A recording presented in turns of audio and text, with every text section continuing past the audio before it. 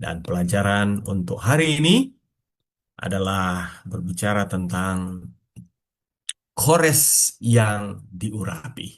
Kores yang diurapi. Oke, pertama-tama saya harus munculkan pertanyaan ini. Saya buat sendiri, ya. Berdasarkan nubuat, seharusnya hari ini yang lebih tepat adalah nubuat, bukan nubuatan. Karena nubuat itu sudah menjadi kata benda. Jadi tidak perlu lagi untuk menjadikan tambahan akhiran an untuk menjadi kata benda. Ya, jadi sudah bisa lihat terkadang ada muncul nubuat, nubuatan.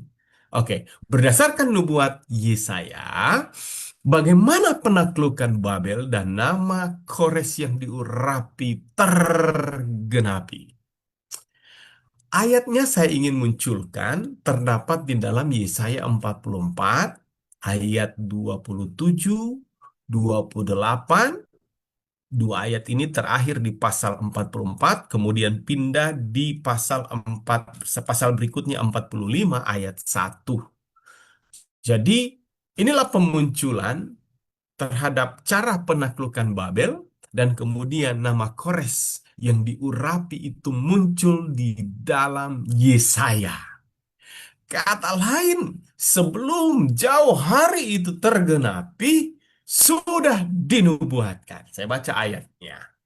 Akulah yang berkata kepada tubir laut, jadilah kering. Aku mau mengeringkan sungai-sungai. Inilah cara bagaimana untuk menaklukkan Babel. Kemudian ayat 28. Akulah yang berkata tentang Kores. Kores belum lahir, tapi sudah ditulis namanya. Dia gembala. Luar biasa saudara ya. Kores, raja kafir, dia disebut dia gembala. Segala kehendakku akan digenapinya dengan mengatakan tentang Yerusalem, baiklah ia dibangun, dan tentang bait suci, baiklah diletakkan dasarnya. Jadi saudara, oke, saya maju lagi, ayat berikutnya, beginilah firman Tuhan, inilah firmanku kepada orang yang kuurapi. Siapa dia? Kepada Kores, yang tangan kanannya kupegang, supaya aku menundukkan bangsa-bangsa di depannya dan melucuti raja-raja, supaya aku membuka pintu-pintu di depannya dan supaya pintu-pintu gerbang tidak tinggal tertutup. Bapak Ibu, saudara yang terkasih, paling tidak ada tiga hal yang muncul di sini, ya, bahwa Kores adalah gembala Allah, ya. Kores adalah dia yang diurapi Allah. Itu satu. Namanya tertulis, dinubuatkan. Kemudian yang kedua adalah cara menaklukkan Babel, kerajaan Babel itu ditulis adalah dengan tingkan sungai-sungai. Kemudian yang ketiga, melalui Kores, maka akan ada perintah untuk mengembalikan orang Israel, orang Yahudi kembali pulang dari pembuangan ke Babel. Yerusalem akan dibangun, demikian juga bait suci yang runtuh hancur itu akan dibangun. Oke, saya pikir itu gambarannya dan saya boleh menyebutkan bahwa cara penaklukan Babel yang dinubuatkan itu kemudian mengeringkan aliran sungai, ya, itu akan tergenapi 200 tahun kemudian. Sedangkan untuk Kores akan tergenapi munculnya adalah 150 tahun kemudian. Kata lain, kita bisa melihat sejak dia lahir dan kemudian menaklukkan akan kota Babel masih dalam usia yang muda, bisa kurang dari 50 tahun atau setelah 50 tahun usia dari Koresi. Kores ya. Jadi ini hal yang luar biasa bagaimana powerful Allah yang maha kuasa itu mengatur langkah kehidupan bahkan mengatur sejarah ini. Baik. Jadi pelajaran sekolah sahabat disebutkan ketika Kores menyerang kota Babel, tahun-tahun penawanan umat Tuhan telah berakhir dan Persia mengizinkan mereka untuk kembali ke tanah perjanjian dan membangun kembali bait suci. Di bawah Kores, kekaisaran Persia menjadi yang terbesar dalam sejarah. Tom Holland menyebutkan ini adalah penumpukan wilayah terbesar dunia pernah lihat. Ya, ada kerajaan Asyur, ada kerajaan Babel, ada kerajaan Yunani, tapi dicatat bahwa yang terbesar, terluas ya, menguasai wilayah-wilayah yang ada di dunia ini adalah Persia. Oke, kemudian seperti biasanya di antara orang Persia, Kores bukan bahkan disebut Raja Agung, the Great, ya, dan kemudian raja atas segala raja. Baik, pertanyaan yang kedua. Ini maaf hanya baru tertulis satu lagi.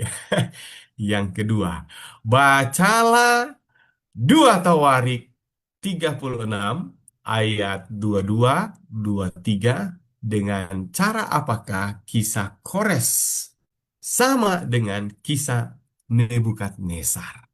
Nah, kita mau cari tahu persamaan Kores dan Nebukadnezar. Kemudian pertanyaan berikutnya, dalam hal apakah itu berbeda? Persamaannya apa? Perbedaannya apa? Kemudian, apakah signifikan dari keputusan itu? Dan lagi pula bagaimana itu mempengaruhi seluruh kedatangan Yesus yang pertama berabad-abad kemudian.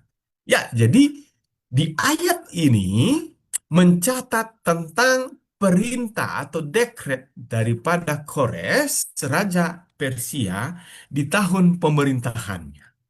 Dekret ini mengizinkan orang-orang Yahudi yang telah dibuang ke Babel, mereka dipulangkan kembali ke Yerusalem dan akan membangun bait suci itu kembali.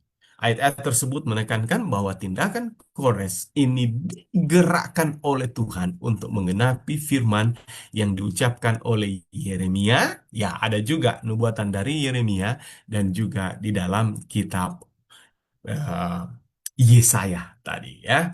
Oke, baik. Mari kita coba lihat beberapa poin penting dari pertanyaan tadi. Tadi diminta untuk menunjukkan perbandingan, tapi juga ada kesamaan ya. Mari kita awali untuk kesamaan yang dimiliki. Baik, baik Kores maupun Nebukadnezar sama-sama adalah penguasa non-Yahudi. Namun kita harus akui bahwa keduanya digunakan oleh Allah untuk melaksanakan tujuan.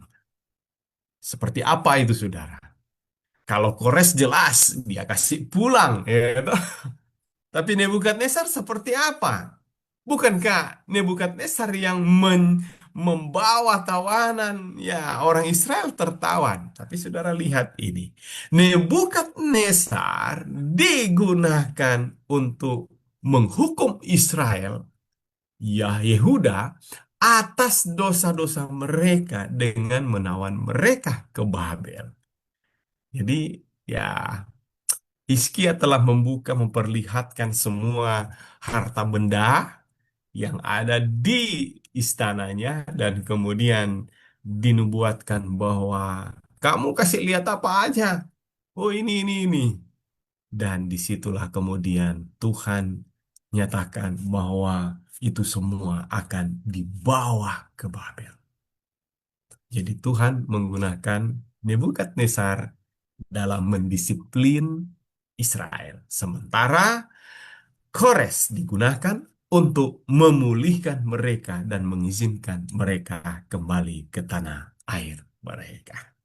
Oke, menarik saudara ya. Kedua-duanya digunakan oleh Allah sebagai Allah Tuhan. Kemudian keduanya juga adalah, ini persamaannya, penguasa dunia yang perkasa. Ada satu kerajaan Babel, satu media Persia. Kemudian yang ketiga, mengakui kedaulatan Allah Israel. Pada akhirnya Nebukadnezar maupun Kores mengakui kedaulatan Allah Israel. Meskipun pengakuan Nebukadnezar datang setelah ada penghukuman dan terjadinya kerendahan hati yang dramatis, sementara Kores tampaknya mengakui hal itu melalui nubuat-nubuat yang dibacanya. Oke, saudara, itulah persamaan. Sedangkan ada perbedaannya. Seperti apa perbedaannya? Perbedaannya adalah yang pertama, tujuan tindakan. Nebukadnezar menghancurkan bait Allah dan membawa umat Israel ke pembuangan di Babel. Sedangkan Kores justru mengizinkan pembangunan kembali tidak hanya bait suci, juga sekaligus kota Yerusalem, dan membebaskan atau memulangkan orang-orang Yahudi dari pembuangan. Kemudian yang kedua adalah sikap terhadap umat Allah.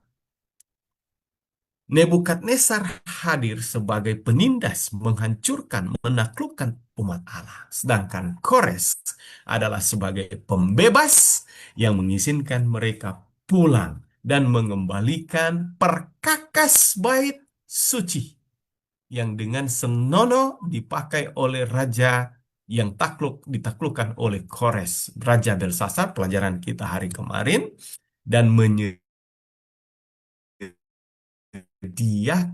dana pembangunan untuk kota dan juga bait suci. Kemudian yang terakhir adalah motivasi. Ya, tindakan Nebukadnezar didorong oleh ambisi dan kekuasaannya sendiri, meskipun Allah yang menggunakannya. Pengakuan Nebukadnezar terhadap Allah datang setelah ia direndahkan. Dan kemudian di sisi lain, tindakan Kores secara eksplisit dikatakan dia digerakkan oleh Tuhan. Memang pertobatan seseorang beda-beda ya. Nanti setelah jatuh, terpuruk, baru kemudian dia mengakui Tuhan dan mengakomodasi apa yang terbaik. Sedangkan Kores memang sejak awal bagaimana dia digerakkan oleh Tuhan, tentunya Roh Kudus, dia adalah hambanya, dia yang diurapi, dia adalah gembala Tuhan, dan kemudian itulah yang terjadi. Signifikan. Mari kita lihat signifikansi dari keputusan Kores. Kores memutuskan untuk orang Israel pulang dan akan membangun kembali bait suci. Dan signifikansi yang boleh ditunjukkan dari keputusan ini adalah penggenapan nubuat. Jadi, dengan keputusan itu, dengan sendirinya, berdasarkan Yeremia pasal 25 ayat 11 sampai 12, Yeremia 29 ayat 10, Yesaya 44 ayat 28, dan 45 ayat 1 tadi saya sudah bacakan, menyebutkan bahwa akhirnya tergenapi apa yang Tuhan perintah, Tuhan telah canangkan, Tuhan telah rancangkan, dan kemudian Kores berperan untuk menggenapi nubuatan itu. Dan dengan demikian memulihkan umat Allah. Kemudian yang terakhir, pembangunan kembali bait Allah. Ini luar biasa, saudara ya.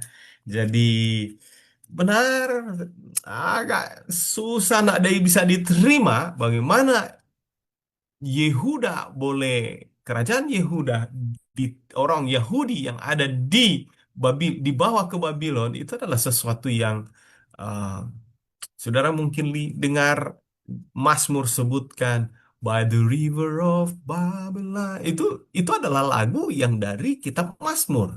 Bagaimana berada di sungai Babel dan kemudian disuruh untuk menyanyi lagu kesukaan padahal mereka sedang dalam penindasan, di dalam pembuangan. Impossible. Jadi, saudara, kita bisa melihat ketika pergantian kerajaan dan Tuhan yang mengatur. Ya, disitulah kemudian akhirnya Kores berperan membuat keputusan penggenapan nubuatan, pemulihan, dan pembangunan kembali bait suci. Ya, baik. Poin selanjutnya di dalam pelajaran sekolah Sabat disebutkan bahwa urutan asli kitab-kitab Perjanjian Lama telah diubah pada zaman kita untuk diakhiri dengan Maleakhi. Tetapi awalnya di sini Perjanjian Lama sebetulnya diakhiri dengan buku Tawarik dengan pernyataan dari Kores ini.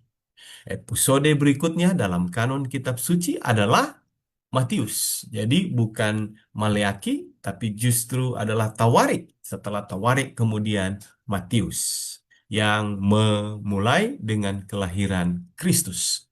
Ini kita bisa melihat peran daripada Kores adalah sebagai pembebas yang membawa kelepasan, ya, antitipe Kores. Kristus adalah antitipe daripada Kores.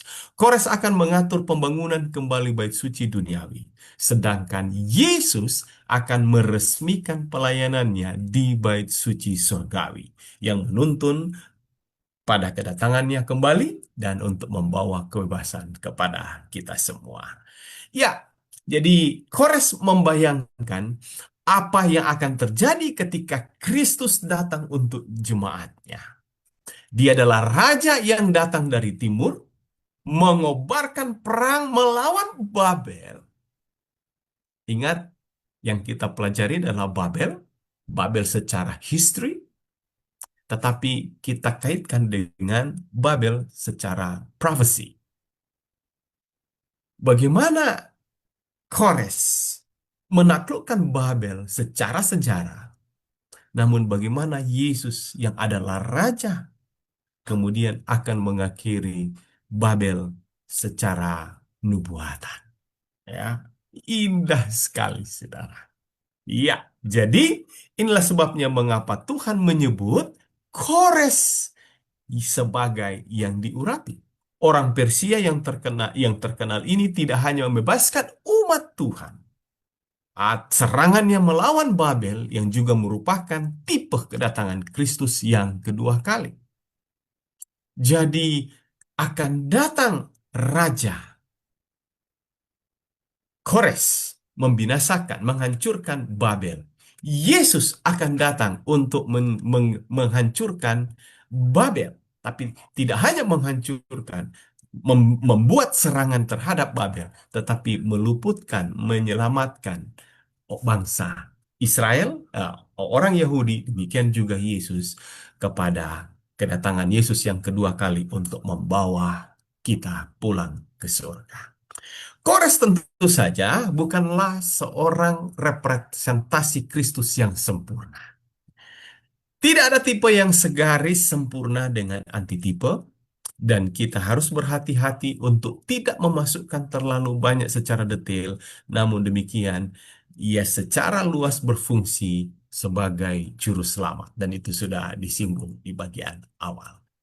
Oke, kemudian bagian terakhir, pertanyaan yang ketiga. Berapa menariknya Tuhan menggunakan raja kafir dengan cara yang begitu mencolok kehendaknya. Saudara, saya boleh ceritakan, tapi saya tidak tahu. Bayangkan, oke, tidak apa-apa, di sekilas ya. Jadi Kores ini lahir dari Estiages, adalah raja, kemudian Mendein putrinya, dan kemudian dia coba untuk mau kawinkan dengan pangeran Persia. Jadi ini dari Media, kemudian Persia, supaya satu waktu cukup cukup cukup unik raja ini. Astyages ini tidak mau seperti tersaingi, ya. Mungkin ya, seingat saya adalah demikian nama tersebut. Dan kemudian akhirnya singkat cerita, ketika Kores lahir dari dua kerajaan ini, maksudnya ayahnya dan ibunya yang berbeda kerajaan. Akhirnya Kores itu secara dengan sengaja diminta untuk jenderalnya untuk bunuh anak ini. Jadi kemudian ditarik, dibawa, diculik ya. Dan ketika mau dieksekusi, ada seorang gembala di situ yang ditemui. Sang jenderal melihat ada gembala di situ, dan gembala ini sedang bersedih karena anaknya baru saja meninggal. Saudara, akhirnya ide pertukaran itu muncul. Jadi ah, Kores diberikan kepada gembala ini dan dia tetap hidup ya. Dan kemudian anak yang mati ini kemudian ditunjukkan bahwa dia sudah bertahun-tahun, belasan tahun kemudian Kores bertumbuh dengan ya dari keluarga ini. Dan saudara lihat di satu waktu mereka sedang main perang-perangan. Ya, perang-perangan. Saudara bisa tahu mungkin memanah, menembak atau apa gitu. Tiba-tiba raja melihat, wah, anak ini berbakat. Singkat cerita, akhirnya saudara ketahuan. Ternyata inilah Kores itu. Saudara bisa melihat ya akhirnya dia dipulihkan kembali ke istana dan akhirnya Kores menjadi raja dan sudah menjadi gabungan Persia dan Media Persia. Saudara lihat cukup cukup unik bagaimana Tuhan mengawal rencananya ya. Tuhan Maha Kuasa. Awalnya Kores itu seharusnya sudah binasa, sudah mati, tetapi Tuhan atur yang terbaik. Dan ini sangat mencolok. Saya boleh sebutkan sangat mencolok. Raja kafir. Tidak tahu mengapa akhirnya namanya juga dipakai sesuai dengan nama yang dinubuatkan. Saya tidak tahu apakah orang tuanya pernah baca kitab orang Yahudi atau enggak. Saya kurang yakin, saudara. Tetapi apakah itu kebetulan? Ya mungkin iya, tapi yang pasti bahwa itu adalah pekerjaan Tuhan di baliknya.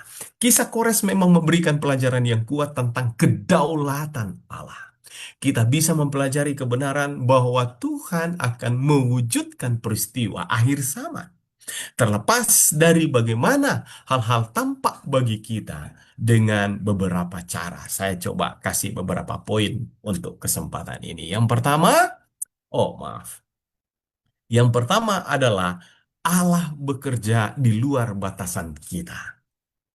Saudara, terkadang kita punya pemikiran, Tuhan kalau bisa begini ya, begini ya, begini ya. Tapi tahukah saudara, Tuhan maha bijaksana. Dia lebih tahu. Bahkan ketika Alkitab mencatat bahwa itu melampaui akal pikiran kita. Orang yang banyak berserah kepada Tuhan akan selalu takjub bagaimana langkah-langkah ini dikendalikan, diambil oleh Tuhan demi kebaikan kita, kepentingan kita. Saudara, nikmatilah itu. Saya banyak menikmati banyak kebaikan Tuhan. Kalau bukan Tuhan, masalahnya kalau kita mengandalkan diri sendiri, ya say to sorry, itu tidak akan mungkin terjadi. Tetapi orang yang terus bergantung kepada Tuhan, luar biasa saudara, langkah-langkah hidupnya itu diatur, di backup, andalkan Tuhan. Kalau bekerja di luar batasan kita, Kores melakukan hal yang demikian. Bayangkan ini Israel, orang yang kerajaan Yehuda ya, dan kemudian orang-orang Yahudi yang ada di Babel, memang masa hidupnya Daniel, dia sempat bertanya, kapan Tuhan Engkau mau mewujudkan nubuatan 40 tahun itu? Dan kemudian itu digenapi. Dan Daniel hidup di awal pemerintahan daripada Kores. Daniel 1 ayat 18. Ya. Oke, kemudian yang kedua disebutkan janji Allah pasti akan terwujud. Saudara lihat, luar biasa, pengalaman mereka seharusnya boleh menjadi pengalaman kita. Jadi dekret Kores adalah penggenapan langsung dari janji yang diucapkan oleh Allah melalui Nabi Yesaya, Yeremia, bahwa akan ada pemulihan terhadap bangsa Israel. Dan itu terwujud melalui kehadiran Kores. Kemudian rencana Allah lebih besar dari pergolakan manusia. Masa pembuangan di Babel adalah periode yang penuh penderitaan dan keputusasaan bagi Israel dalam konteks kerajaan Yehuda. Ya, tampaknya rencana Allah telah gagal. Namun dari sudut pandang Allah, pembuangan itu justru adalah rencana besar Allah untuk membersihkan, memurnikan, mendisiplinkan umat, dan mempersiapkan mereka untuk masa depan. Demikian pula saat kita melihat gejolak global, konflik, dan kekacauan sosial, kita perlu mengingat bahwa semua ini adalah bagian skenario yang lebih besar yang sedang diorkestrasikan oleh Allah. Hal-hal ini mungkin tampak menghancurkan di mata kita, tapi bagi Allah itu adalah langkah-langkah yang perlu dilakukan untuk mewujudkan tujuannya. Dan yang keempat, kehendak Allah tidak dapat dihentikan. Oh, Nebukadnezar pernah mau berambisi untuk membuat patung dari emas. Dia berharap dia menjadi pemimpin selamanya, penguasa selamanya. Saudara, tidak ada kerajaan, penguasa, kekuatan manusia yang dapat menggagalkan kehendak Allah. Ya, Allah berkehendak dan itu pasti akan terjadi. Baik, sebuah refleksi untuk kita di bagian akhir. Saya melihat tinggal 5 menit. Bagaimanakah penerapannya untuk akhir zaman ini? Oke, saya boleh sedikit singgung. Hari ini sedang memanas. Ya, melibatkan saudara-saudara yang ada di Amerika, bagaimana kebijakan Amerika, dan melibatkan diri untuk Israel dan Iran. Ya, Israel dan Iran. Iran ini boleh disebut adalah ya Persia, bagian dari Persia, saudara.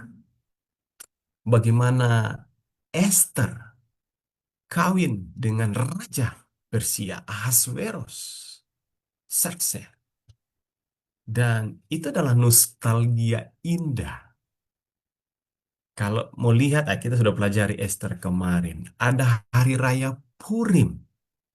Orang Israel setiap kali akan merayakan hari raya Purim, mereka akan selalu mengingat tentang kelepasan yang Tuhan berikan pada waktu mereka berada di Persia. Saudara, sebetulnya ada nostalgia indah, ya. Jadi kalau mau dibilang ditarik ulur untuk sekarang, pemboman rudal, perang sedang berkecamuk, ya, Israel dan Iran. Saudara, saya bisa melihat bahwa ada sesuatu yang terjadi kalau mau diurut dari orang Israel paling bersyukur karena dibawa, ya, oleh karena boleh bilang asis, ya, atau bantuan yang boleh diberikan oleh kerajaan ini yang seharusnya orang Israel punah, ya kan? Punah. Tetapi kebaikan-kebaikan itu semua Tuhan yang pakai instrumen raja-raja ini untuk kemudian dipakai. Nah, jadi saudara, ketika kita menghadapi akhir zaman, mungkin pelajaran yang boleh kita ambil, jangan terpaku dengan penampilan luar. Ketika kita melihat tanda-tanda perang, bencana alam, kejahatan meluas, kita tidak boleh putus asa. Ya, Ibu Ida, tetap percaya kita perlu melihat melampaui kekacauan dunia hari ini kita harus tahu Allah sedang bekerja di baliknya. Kemudian yang kedua, percayalah pada kedaulatan Allah. Sama dengan pengalaman orang Yahudi, bagaimana pergantian-pergantian kerajaan dan raja-raja itu sendiri, tetapi kita tahu Allah yang mengaturnya. Kemudian, mari kita fokus pada janji. Orang Israel fokus kepada janji bahwa Tuhan pasti, Daniel meyakininya dan dia minta kepada Allah, dan akhirnya malaikat datang untuk menerangkan skema bagaimana pembebasan itu terjadi. Jadi kita fokus kepada janji, bukan pada kekacauan. Jika nanti ini gambaran tentang kesudahan. Jadi kesudahan untuk Babel oleh karena kesombongan, tidak mau belajar dari pengalaman terdahulunya, ya, dan kemudian menghina Allah dengan menggunakan bejana-bejana kudus. Saudaraku, kesudahan itu akhirnya setelah ditimbang, didapati terlalu ringan dan Tuhan membuat eksekusi. Eksekusi dengan cara memunculkan Kores yang menaklukkan menaklukkan Babel. Cara penaklukannya juga sudah dinubuatkan dan kemudian hancur. Berbeda dengan Nineveh yang kita sudah pelajari kemarin. Ketika diamarkan, saudara, langsung rakyat, siapa lagi? Ini motornya, saudara. Raja kemudian memberi perintah berdoa, berpuasa, bertobat. Tidak terkecuali dengan hewan juga. Hewan mungkin tidak bertobat, tapi mereka juga tidak diberi makan. Nah, saudaraku, itulah dua gambaran kesudahan. Satu bisa berubah nasibnya, tidak mengalami kesudahan, padahal sudah ditentukan, ya, oleh karena ada pertobatan yang sungguh-sungguh. Demikian juga untuk Babel, sudah juga diingatkan oleh pengalaman-pengalaman hidup terdahulu. Ada sosok Daniel juga di situ, tetapi kemudian tidak menjadi sebuah hal yang signifikan untuk perubahan pertobatan itu terjadi. Dan lambangan bagaimana kesudahan bagi Babel oleh Kores, sama halnya ketika Yesus akan datang untuk menaklukkan dan membinasakan Babel modern, ya, yang kemudian akan meluputkan atau membebaskan atau membawa umat-umat Tuhan kembali ke Yerusalem baru. Saya yakin kiranya dengan pelajaran hari ini, bahkan sepanjang pekan ini, boleh membawa kita lebih mengerti secara luas bagaimana pelajaran sekolah sahabat kita telah merancangkan ini dengan baik, boleh menjadi kekuatan bagi kita semuanya. Tuhan Yesus memberkati.